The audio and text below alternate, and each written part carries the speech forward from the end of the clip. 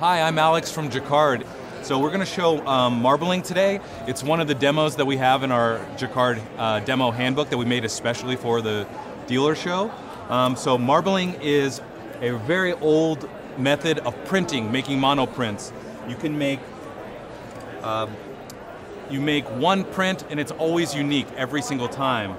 And the best thing is that you have success with marbling your very first try. You don't have to have any special skills. If you follow the directions, you'll end up with a great product.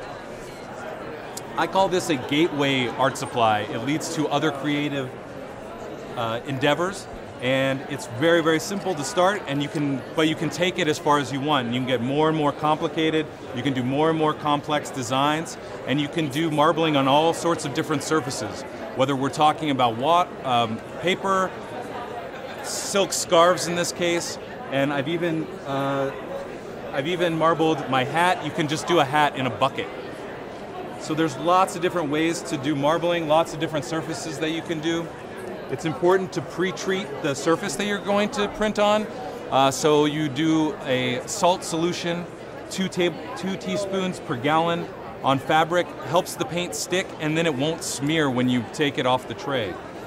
It's really the simplest thing in the world. You just want to add drops to the surface, and then you can manipulate those drops that are on the surface and print it on a piece of fabric, a piece of paper. It even works on wood. It's really nice. There's almost no way to mess this up. The colors don't actually mix on the surface. They all stay separate. So you get discrete drops that look really, really beautiful. The more paint you add onto the surface, the darker your scarf or whatever thing you're marbling becomes. The fewer drops you add, the lighter the colors and the more pastel they are. So you can really cram a lot of color onto there, or you can have a more pastel looking design if not. One of the great things to do is to use a simple barbecue skewer to manipulate the paint. This is called a gelget. It's the basis for most of the designs that happen in marbling. It literally means back and forth, and you drag the stylus back and forth across the paint, making these designs. It also helps mix up the paint a little bit so that when you draw a comb through it, you get a more even distribution on the combing effect. Then I go back the other way.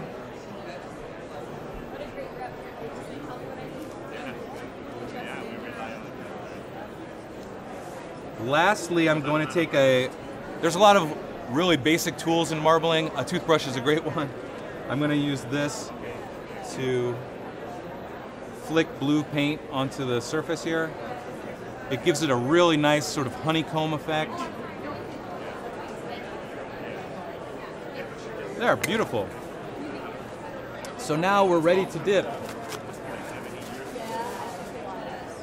When you do a silk scarf, you do want to have a buddy.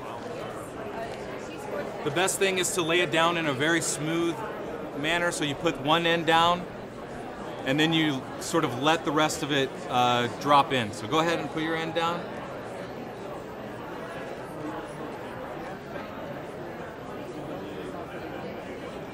Now we're all done. All we have to do now is let this dry. We rinse out the carrageenan. When we're done, and you heat set it with an iron, and you've got a beautiful silk scarf that took, how long did that take? 4 minutes, 3 minutes? It wasn't long. And no skill required, that's the best part. We're Jacquard, that was marbling. Pick up a Jacquard marbling kit and make your own super custom, beautiful pieces of art. Thank you.